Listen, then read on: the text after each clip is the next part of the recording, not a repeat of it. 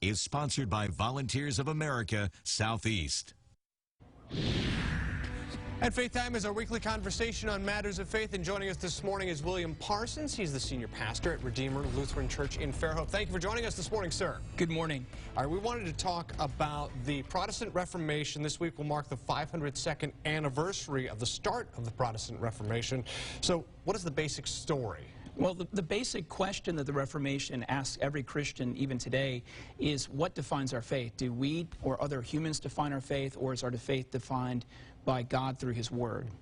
One of the things when we talk about the Reformation, most people generally focus on the acts of Martin Luther, but clearly even before Martin Luther, there were others that were calling for reform. Absolutely. Yeah, Luther gets responsibility for igniting the whole thing, but actually there had been calls for several centuries prior to Luther for reform and for different issues in the church. One of them was John Wycliffe in the 1300s. He actually was the first one to put the Bible into vernacular, and he also called for reforms of the church. And then in the 1400s, many of his concerns were also reflected by John Hus in Bohemia and Savonarola down in Florence, Italy. Unfortunately, those two last guys were burned at the stake for their concerns. So you mentioned translating the Bible into the vernacular. What was the significance of doing that at the time? Well, before, the Bible was very hard to acquire, even for clergy, and it was written in Latin, and so the common people of Europe really couldn't read the Bible in their own language, and even priests couldn't get access to it.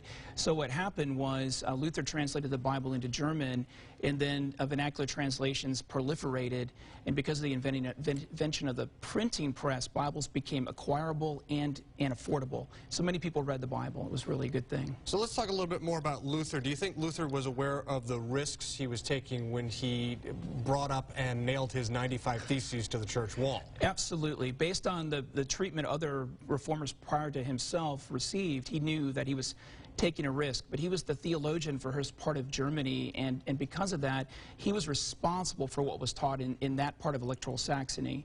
So he knew the risk he was taking, but he believed that what he was doing was more important than his own life or reputation or career. Do you think he intended to start a revolution? Absolutely not. His goal was merely to ignite internal dialogue among the clergy and among church authorities, but somebody took the 95 Theses off the door, translated it into vernacular languages, and they went, as we say today, viral. So this is something that essentially happened for better or worse. I mean, what's some of the fallout here?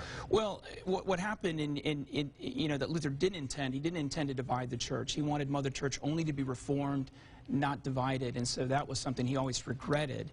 One of the better things that came out of it was there was reforms made among all the churches in Europe, be they Protestant later or those that stayed Roman Catholic, and Bible reading and a seriousness towards Scripture is something that became universal among all Christians in Europe for several centuries, even till today. So how do you think Luther shook up the established order? Well, areas of Europe that were unhappy with the papacy left the Roman Catholic Church and set up independent protesting churches. That's where you get the idea of Protestant, whereas other areas remained loyal. Unfortunately, on both sides, violence, intimidation was used on the minority religious viewpoints. And that's caused wounds that exist even to today. And that anniversary, 502nd anniversary of the start of the Protestant Reformation, going to be observed this week. William Parsons, senior pastor at Redeemer Lutheran Church in Fairhope. Thank you for joining us for this edition of Faith Time. Thank you, Chad.